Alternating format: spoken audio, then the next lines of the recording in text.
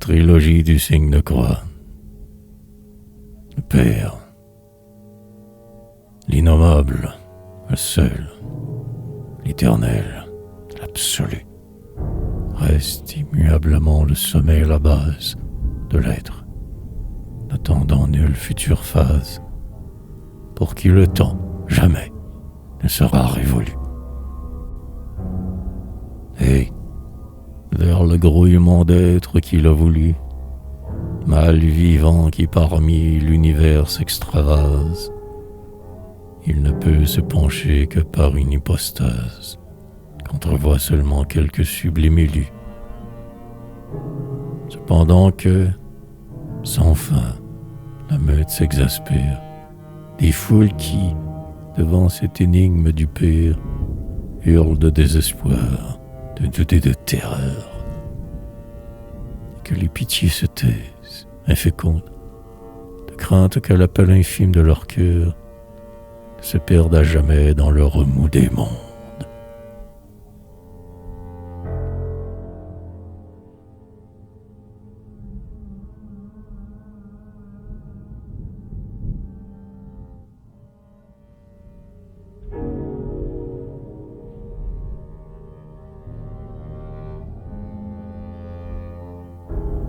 Le Fils.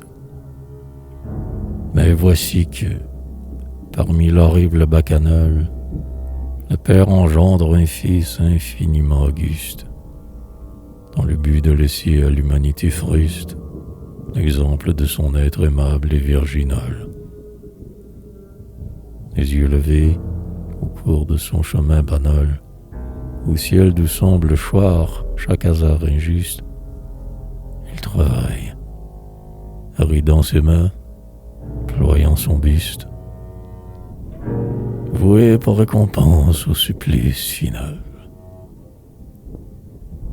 Voulant, hôte du monde haineux, vil, triste, obscène, traversant, à ses chairs, sa scandaleuse scène, doué d'âme et de cœur ces vivants mannequins, en leur montrant, par sa douceur à leur souffrance, la part de cils prise à leur labeur mesquin.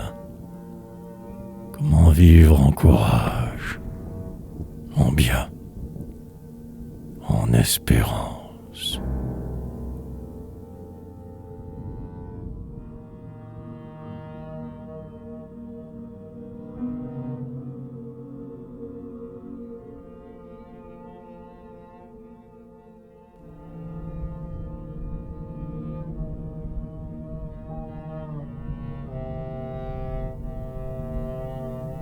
L'esprit.